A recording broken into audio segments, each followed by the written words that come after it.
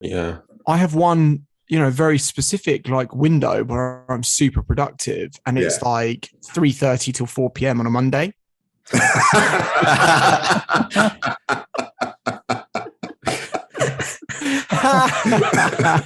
Matt Science is only 45 live on webinar.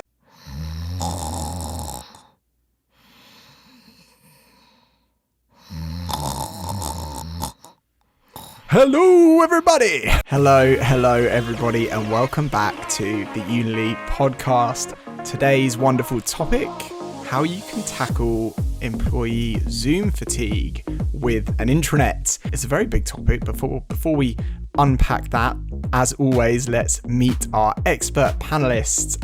Today we are joined by some of our podcast regulars. Throwing it over to you first, Kaz. How are you? Hello, I am not too bad. My voice is a bit gone today, so you'll have to bear with me. I promise not to ask you to say too much. I should have pointed out, actually, we are appropriately dressed for a Zoom fatigue session by wearing our comfies, dressing gowns, jumpers, and all the other comfy bits that help to keep us motivated for the many calls that we do each day. How has your week been? Gone well? Yeah, it's gone good.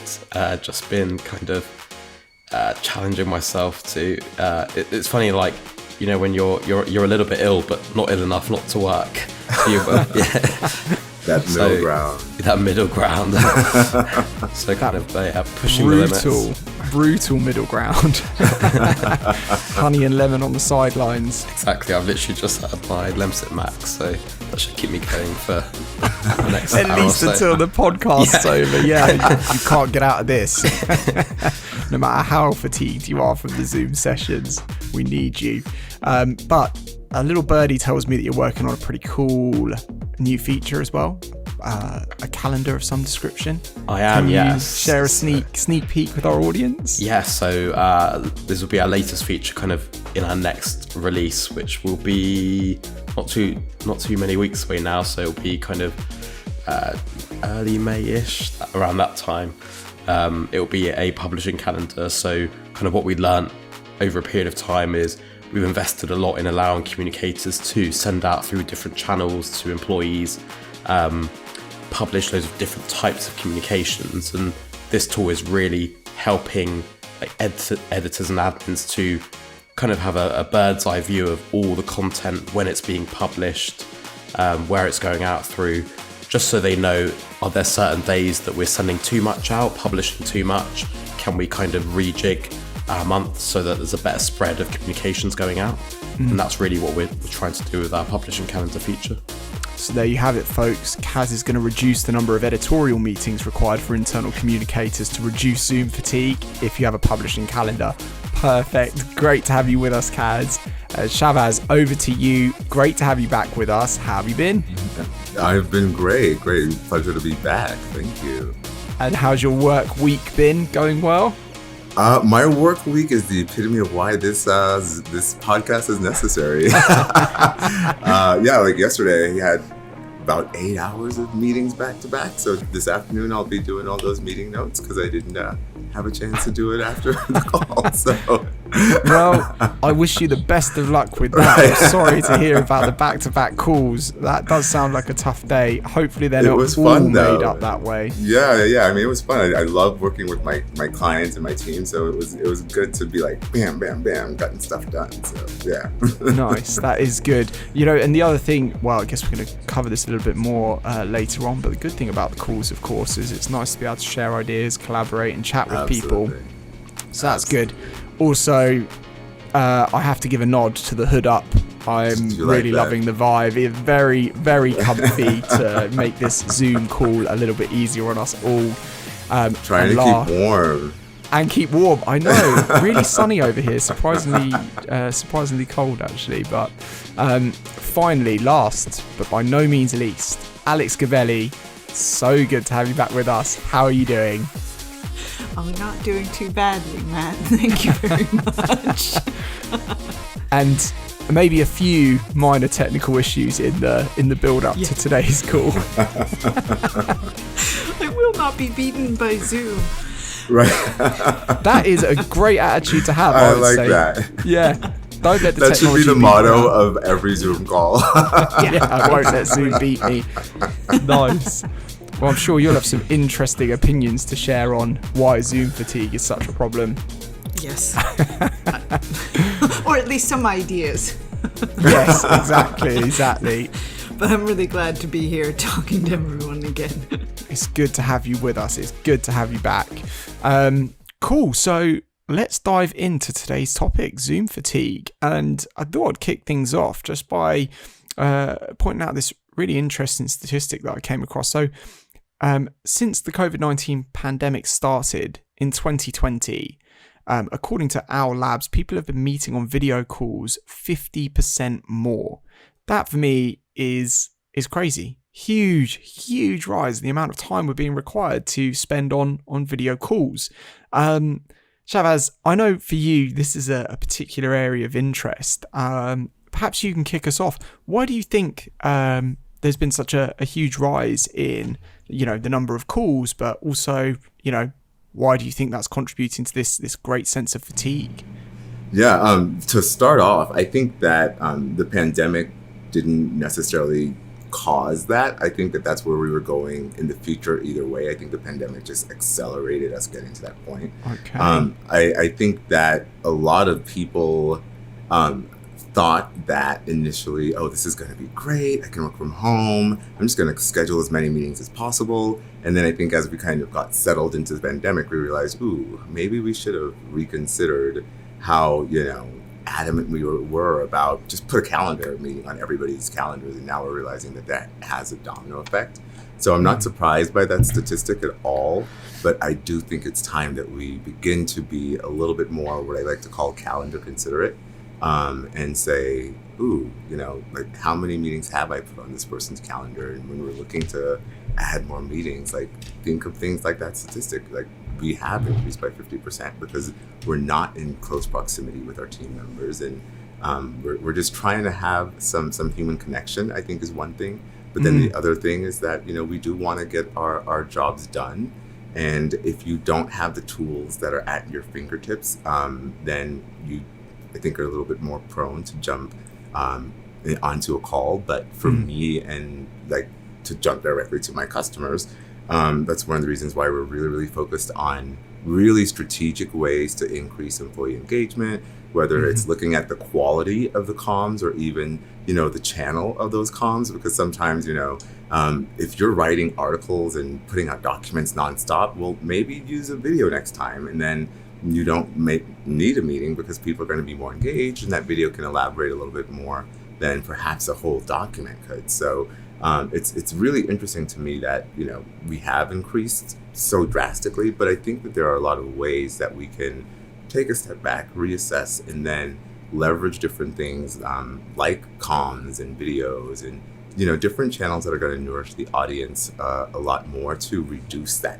50% amount, just because of the fact that whether we want to talk about it or not, all of these Zoom calls are contributing to burnout. So, I mean, it's an interesting comment that you threw in there as well, because I guess it's a bit of a double-edged sword. I mean, we have moved, because of the pandemic, away from those face-to-face interactions, those and face-to-face, or just ultimately, whether it's face-to-face or on a call. I guess the crucial point I'm getting to is those are the highly collaborative moments. No one wants to work in total isolation. Well, most people don't. I'm sure there are some people who are just like, leave me alone, I've just got stuff to do, which is fine. But I really like the highly collaborative work environment, and obviously with us not being so heavily in the office, even now that the pandemic is starting to subside, calls are a really good way to keep that going. Wouldn't you agree? When done correctly, and the reason why I say that is because, I've had some calls where I've been like, oh my gosh, I'll be really candid. I recall one call, this wasn't work related, but I was trying to do some volunteer work outside of work, and it was a Zoom call. And my thought, 30 minutes into this call was, wow, did somebody actually have to quarantine with this person? Because they were so monotone and just I was like, keep me awake. So who can, but and I think that same thing kind of carries over because I recall speaking to somebody, again, this was outside of work, and they said that they'd done a volunteer thing on a Zoom call, and they said what engaged them was that the person who was presenting didn't treat it like a Zoom call, but they were like, getting closer to the camera and showing their hands, showing their expressions, and that engaged the audience more. But I think that, to what you were saying, and I think these calls have to be done correctly in order to prevent the fatigue, in order to keep up with the human-to-human connection. Because I'm not a physician or anything like that, but I read something to where, like, when it's constantly, like, this in-your-face kind of feeling, people either, like, the fight or flight response kind of activates in the brain, and people feel a little bit uncomfortable. So I always try to, like, keep my shoulders visible, so that people don't feel like I'm, like, invading their personal space. So I have a lot to learn. Clearly, I feel like I'm one of those people who's like staring down the camera. Maybe the neon lights will offset that a little bit. Look a little bit like the pub feel. yeah, exactly. I try and keep things interesting. Do a little bit of voice wobbling and got my neon lights. But yeah, I just think they have to be done correctly, because if you're on, like I had yesterday, a number of calls, and everybody's just, here's slide 1, and then we will move to slide 2, and here is the data for, it's just like, oh my gosh, by the end of the day, you're just like so exhausted because, whether we admit it or not, when we turn on that camera, I think there's still something in our brains that says, oh, it's presentation mode, and we've all got our lighting set up, and it's like you're on stage and you've got to, be on, as opposed to, like, actually just absorbing sometimes. So I think if you want that human connection, you have to be intentional to create that in your calls. Let people feel comfortable, act like you're still in the office and they are directly across the desk from you, and talk to them that in that manner. Don't be looking at, I will admit, for me, this was a problem initially with Zoom. I was always, like, looking at myself like, oh geez, do I have to sit? Like, what's going on? Like, as opposed to paying attention to the speaker. So I think sometimes it's a good idea to just keep your eyes on the camera, so that you actually do encourage that human connection. But again, all goes back to, it has to be done correctly for that human connection to actually happen and then to solidify. Yeah, okay. Yeah, that makes a lot of sense. I mean, I guess the major concern for me there is that, if we were back in the office, this dressing gown would probably not be considered appropriate work attire. Yeah, no, not at all. Maybe we could normalise that. If you're a developer, Matt. Yes, I mean... anything's appropriate work attire. Unily developers, all developers, in fact, listening to this podcast, we love you. Keep it coming. Keeps the office space way more exciting, I'm going to be honest. But a lot more people would have to wear, like, actual pants as opposed to shorts, I'm sure. Yes, yeah. Oh man, yeah, the shorts. That is a popular thing. So comfortable. Or the PJs. Yeah. Just throw on some pajamas, jump in a call. Thinking now about maybe we should do a little show of hands who's attended a call in pajamas, but I'm not sure if you guys want to reveal that or not. Let's move on. I don't think I've done it in pajamas, but I think I've done it in, like my gym shorts or something like that. Not pajamas yet, though. Well, maybe that's, like, part of the benefit, right? I guess, like, again, it is a double-edged sword, because we talk about, the collaborative nature of work, but also one of the things that we have got out of the remote work is potentially being a little bit more comfortable on those calls. You get the fatigue because there are more of them, but maybe it's offset by the fact that you don't always feel like you're dressing up for an audience, potentially. But holding that thought, Alex, I'm going to throw over to you. Shabazz made some excellent points there. Can you give us some tips for the most successful Zoom calls that you've been on? Or, like, ones that, like, where, like, the audience listening today think, okay, Zoom fatigue's like a problem. What could I do differently? Yeah. I think so. What I did at the beginning was I had to step straight into Zoom meetings. I was literally about to get on a plane, and I had to cancel it and replace it with this half-day session in our offices with no headsets and, all of that. And I thought, okay, I have a sneaky suspicion this is how it's always going to be, or forevermore, and I need to be more comfortable with how I do things digitally.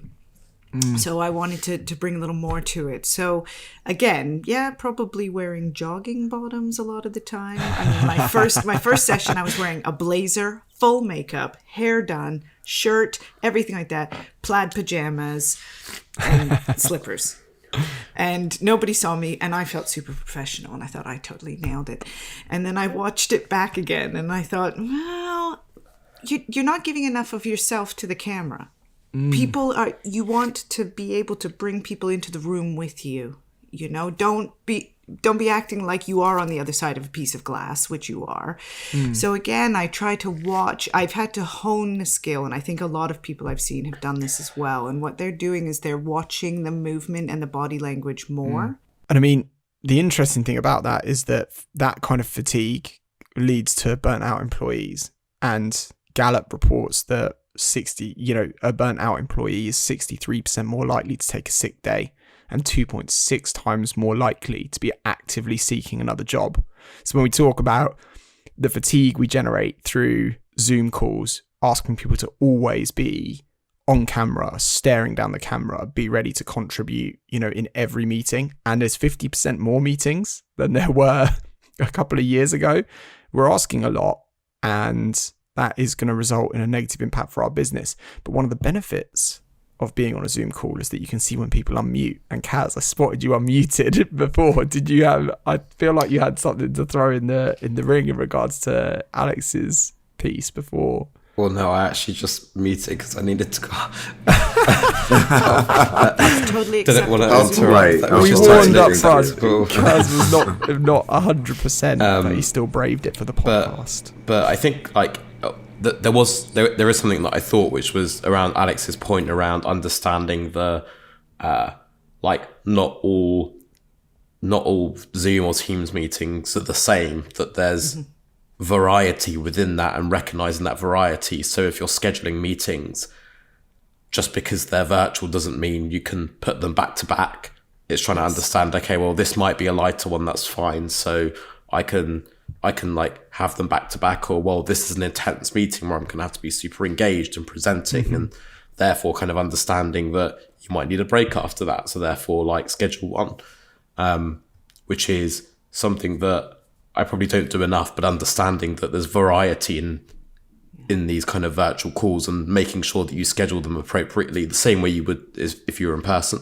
I mean, so when we were kind of getting ready for this webinar, it's really interesting because Stanford did some research into the behaviors on Zoom calls and things like that. And one of the things I found really interesting is that we've talked a lot about being engaged and being the active participant in a call, but there are calls where you are, in a racy framework, the informed, you're sitting there to hear the outcome or certain decisions. And they were explaining in the research that it doesn't actually matter whether or not you are an active participant or someone who's there to hear the outcomes and information. You still, when in a conversation, in a group setting, normally when you're being spoken to, that person looks at you and everybody else is out of the spotlight. They're not under the direct gaze of the active person. But in a Zoom call right now, even if I'm speaking to Kaz, I'm looking at you as well. So you have the constant burden of feeling like you're being, and you don't know who somebody's looking at, right? If I look down the camera, I could be, you feel like all of you will feel like I'm looking at you, and that contributes to the stress. You constantly feel surveilled is probably the wrong word for it, but quite a heightened term for that. But you constantly feel like you're being watched, and that leads to some of that feeling of fatigue as well. So it's almost like being a silent witness in of itself is a burden. It builds on that sense of fatigue. Can I completely agree. Story? Oh yeah, a horror story. Yes. Why not? Let's take a break from Zoom fatigue. No. This is probably informing why. I'm not saying I'm against the always looking at the camera, but there's kind of a reason for it. So many years ago, too many to count, I used to travel the world and deliver basically product training for an in-house developed platform. And I went to various places, and it was in the room. You're standing up there, you're giving it your all, you're showing people things. They were a couple of hours. There was breaks in between. I thought it was all very friendly, and it worked really well. And then I went to one of our organizations, and I'm up there presenting this thing, and there are people asleep in the room. And again, I know it's not Zoom, but it's like I still have that memory implanted where people can be disengaged so much that they're in the same room as you and they're snoozing and they think that's acceptable. And like, I think ever since then, I haven't quite recovered from it. And this is actually 20 years ago. So it still feeds me. And the reason I'm watching you is I'm not trying to Big Brother. I'm trying to be sure that you are engaged, because if you're not, I'm going to take my cues from that. Like I'm not trying to push anything on you. I will take my cues and move on to something else, or tell a little joke, or lighten it up. I mean, it doesn't have to be serious stuff. It's just, Again, a double-edged sword, though. It might be nice not to know that your presentations are boring the hell out of everybody. The thing is, I know ignorance they are, is so bliss in my case. I'm like, everyone turn your camera off. I don't want to see you guys rolling your eyes in your head and go, God, not this guy again. I actually agree with that. Save but now I me feel like from I'm it. too far down this road. It's like I need to alter and change and flex. It's just kind of, if I don't, then I'm just going to end up with 5 people at the back of a room that's only holding 20 in the audience, and they're snoozing. One thing that I do try to actively practice, which is to state clearly the goal of the meeting. So I want to walk away with this decision made, or the goal of this is to make sure that you're aware of XYZ that's going to happen. So it's like, even if it is just information dissemination, I need to kind of tell you guys about this. You're going to want to hear it, prior to XYZ. That's the other part of Zoom fatigue.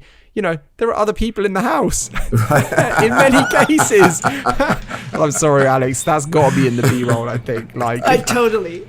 Stay out. Should I just go? No. I'm using a mic when you guys are being really coming in. There's 3 other people out there. If it's not children, it's dogs, cats, birds, Right. and all other assorted animals that live in our homes. But it's classic. That is another thing, isn't it? Because I always feel really embarrassed when the dog bursts through, clambers on you, right mid-sentence. You're like, oh, I'm so sorry. You know what, though? That's an interesting point. So I did what I just did, which is don't come in. But at the same time, if I'm talking to somebody else, it's great. Your kids come and jump on your lap.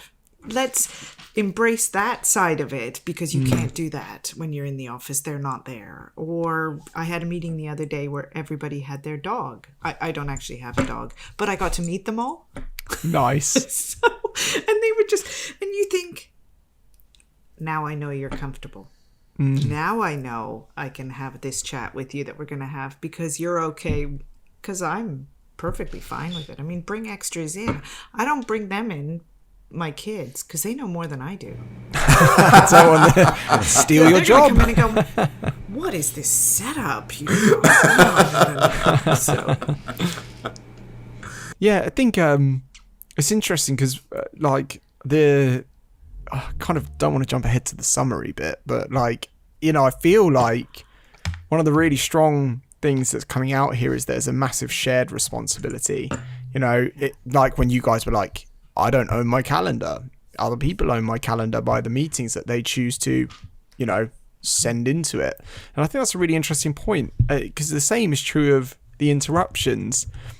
A bit of empathy, a bit of understanding, normalizing the fact that interruptions sometimes happen, and it doesn't have to be a big, it doesn't have to be like, oh, massive 10-minute tangent, but it can happen, and it's not the end of the world, right? We're all have our own things going on, and we still get our jobs done most of the time.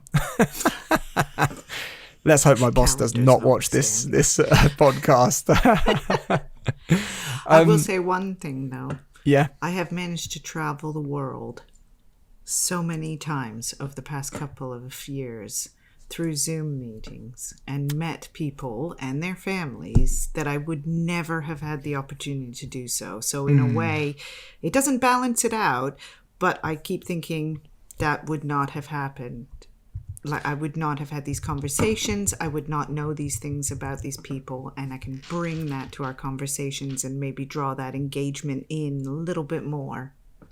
The homework thing is super humanizing, because previously I used to say this all the time, which is that you travel as a consultant. You sometimes travel and you go to different countries and meet different clients, but the thing I always used to say is, meeting rooms in Denmark look suspiciously similar to meeting rooms in Australia. You'd go to these different places and offices were always, very similar. But now that everyone's from the home office and a little bit more of their, personal side of things, it's like that conversation we had previously about bringing a little bit more of yourself to work, being able to bring a bit more of you to the role that you do rather than just the job.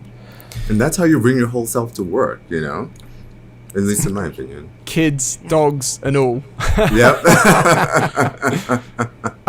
Okay. Well, so yeah, I think that's been a really interesting discussion to, unpick why it is that we're suffering from Zoom fatigue. There's so many different aspects and angles which really contribute to, the drain that we feel from being on back-to-back meetings. There's some good advice on running those meetings effectively and potentially trying to reduce the number that we're putting in the diary.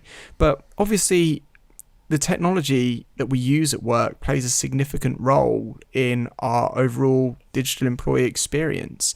And, as we work in the field of employee experience platforms and intranets, I think it would be good to turn our attention now to how an intranet can really help tackle some of that kind of Zoom fatigue that we're experiencing within our organizations. Anybody got an idea that they would like to share or kick off the conversation? I don't mind starting. Do it. Yeah, so I think there were a couple of scenarios we discussed throughout where we said people joining where in the RACI they're informed, as an example. Or I think we've said with each other quick call, and it's sometimes maybe just asking yourself who needs to be in that meeting? Does that thing actually need to be a Zoom meeting? And I think one thing I've seen some of our customers do is understanding that there will be times where people either can't attend or won't be able to attend or need to reprioritize. Being able to record that, serve that content up on your platform in a different type. It may be as a video, it may be as an audio, it may be a write-up, capturing that in a different format and making it available on demand in a way. So if you can't make it, maybe it doesn't matter that you can't make it, and that's okay. Going back, and we do it with our town halls internally, we capture them, go back and our releases as well. So saying, okay, well, not everyone has to be in this meeting, but let's make sure it's captured, it's documented somewhere. People can go back to it and visit it when they do have time. They're less fatigued, and maybe they can ask questions after as well. And that removes some of the guilt of not being able to attend a meeting or to actually take a break. So I think that's great as well. Yeah, absolutely. So you can kind of choose to not attend meetings, watch the recording.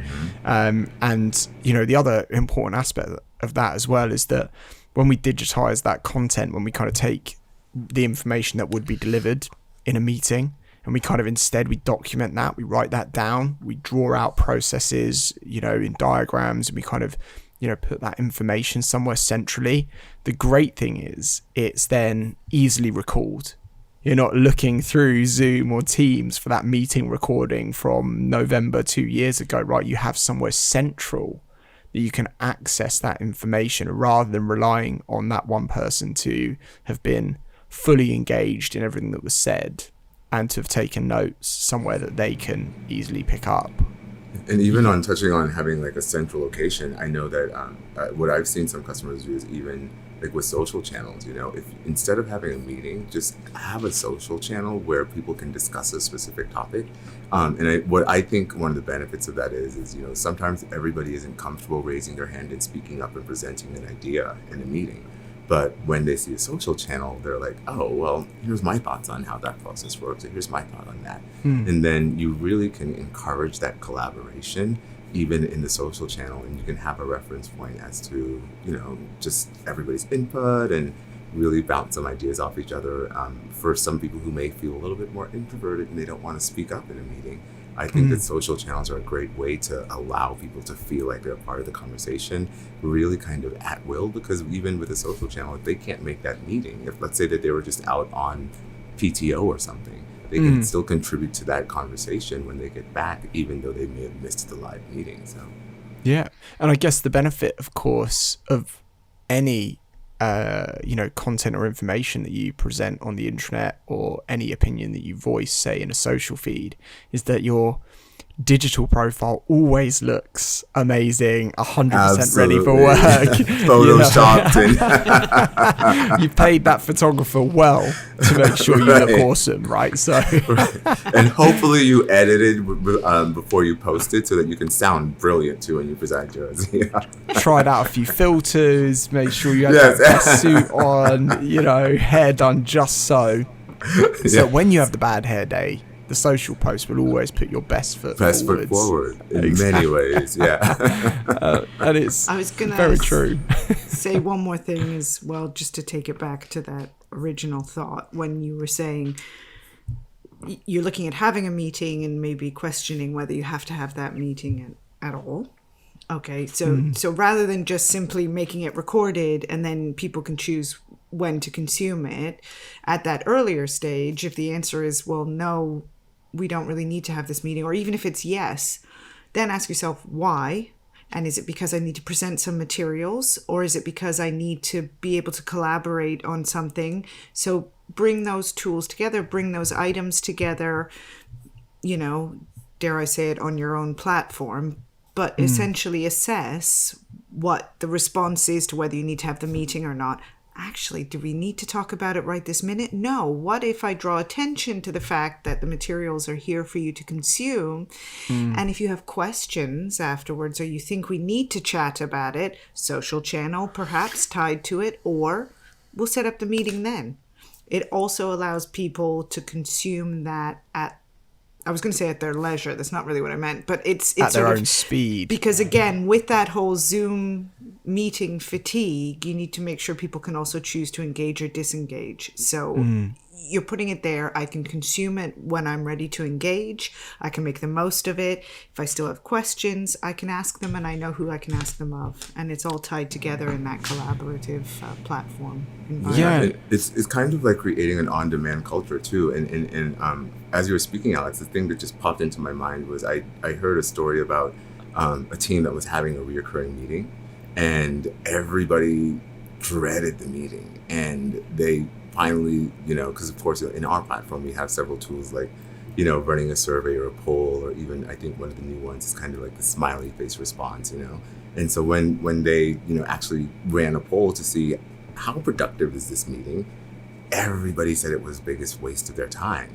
So a lot of these reoccurring meetings, people are like, well, no, we're not getting anything from it. So, hey, let's leverage the internet and run a poll and see if this meeting is still applicable.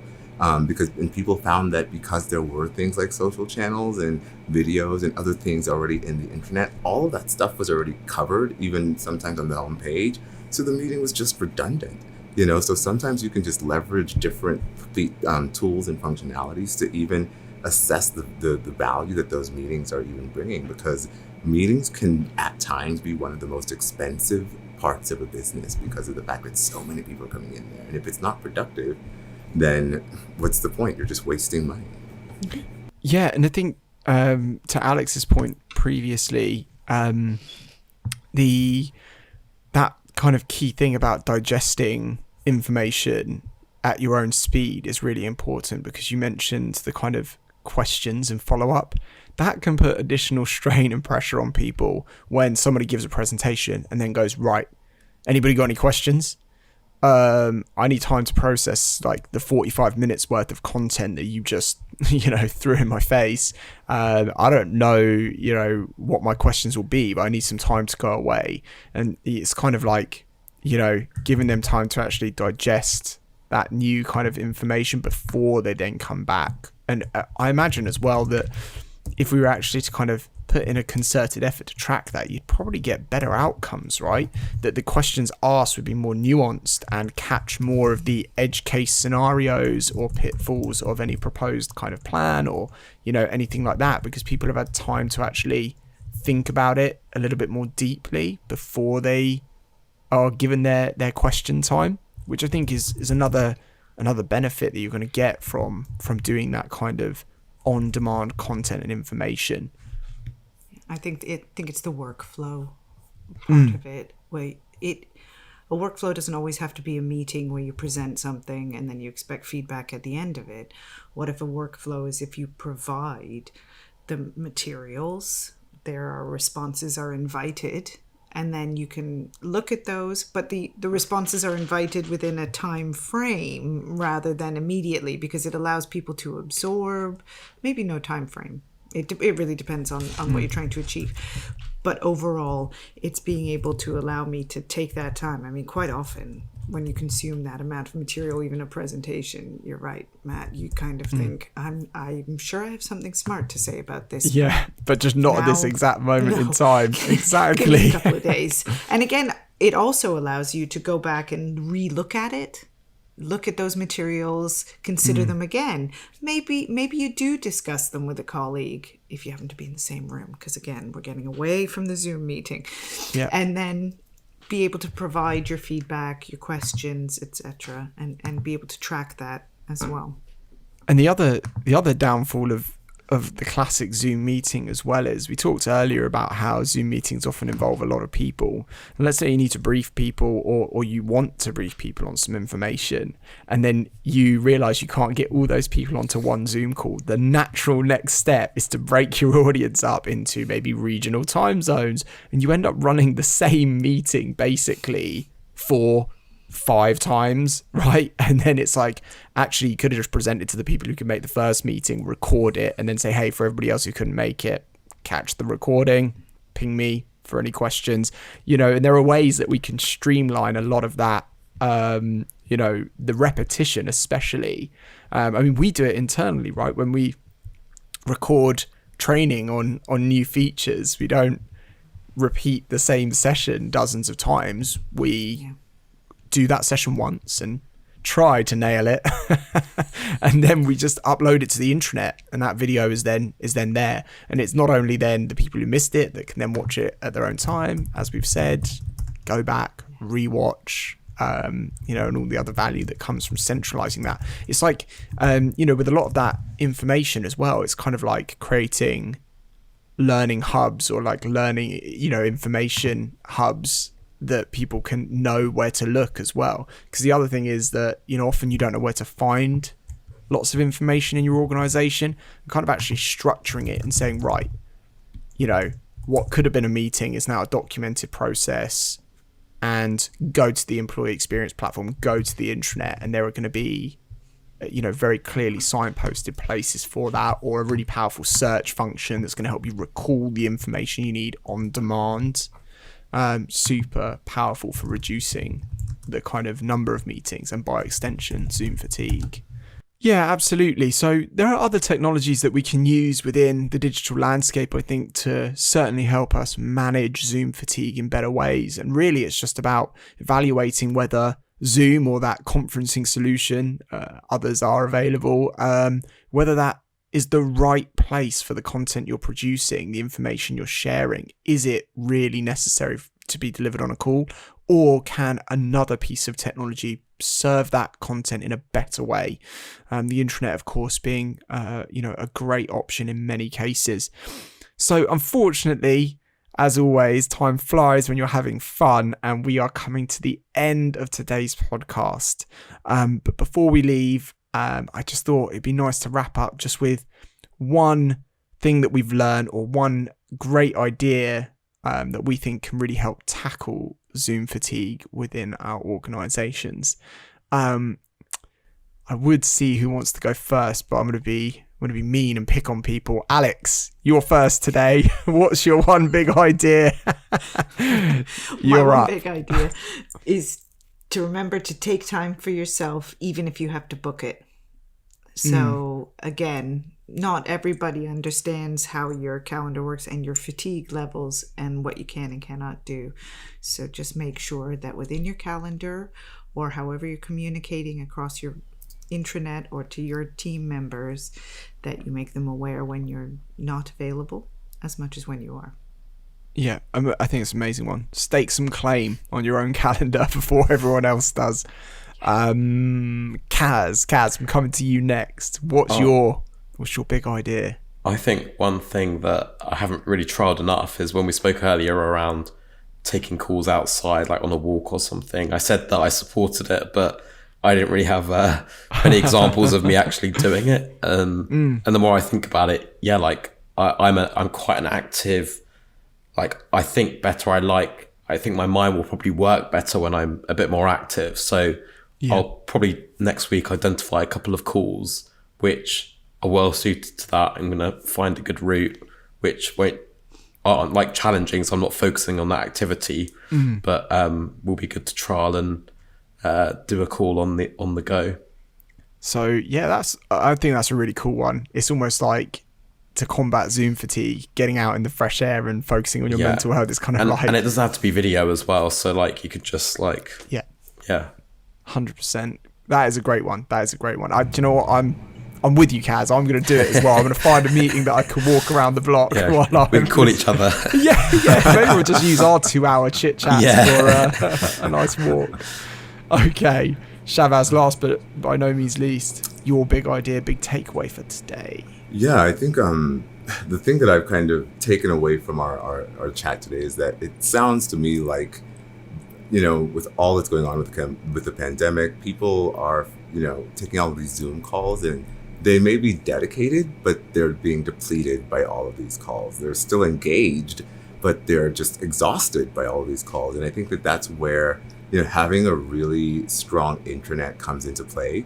I know even recently we released things like campaign automation to really, have certain goals as far as an engagement and things like that. So I think that when you really rely on your intranet to kind of reduce the quantity of meetings, then you move your workforce, whether they're frontline or knowledge workers in, working remotely from home, you reduce the risk of their being burnt out, and you move them from that depleted mindset into even a more dedicated workforce that can find what they need when they need it at their fingertips, whether it's through social, a really engaging homepage, ensuring that the notifications are applicable with even personalization. So all of these things just come directly to my mind when I think of how do we ensure that our employees have what they need when they need it to reduce that exhaustion, keeping them engaged and keeping them dedicated without them feeling like there's always meetings going on. So. That is a really good one as well, actually. I think that, most of us just instinctively turn to that piece of technology. But in a world where we're adopting new technologies within our organization, and we've got other tools that can serve those use cases and in many ways serve them better, we should be looking for the right place for the information that's being delivered on these calls. And the intranet, the modern employee experience platform, is certainly a great home for that kind of knowledge, really. And then I'm gonna give my own as well. Actually, I think that for me, the point that really stood out to me, really, from the research that we did in preparation for discussing this topic, so burnt out employees 63% more likely to take a sick day, 2.6 times more likely to look for another job. It actually kind of pointed out to me the really significant potential risk that we're facing when we continue to burn people out by putting them on call after call after call. There is a genuine, downside to that kind of way of working. And it starts with being aware. Like, we have to be aware that this is something that's happening, for our people and draining for them. And then my takeaway there really from the discussions has to be around managerial participation in that. And that actually, as leaders of people, we have a great deal of power, to set the agenda on that topic. Like, say in a meeting, hey, this is the team get together for us to just talk and be social and kind of connect as a team. Feel free to take it, from another location, like be on a walk, be in your kitchen, whatever.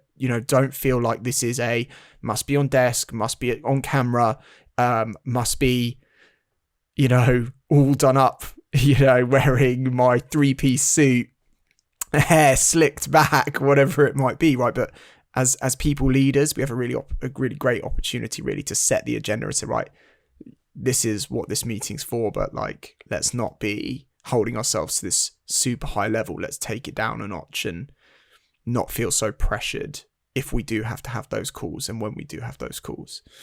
And that is a wrap. So let me end by saying thank you, Kaz, Alex, Shabazz. It's always a pleasure to have you on the podcast. We love chatting with you all. You've got so many great insights to share.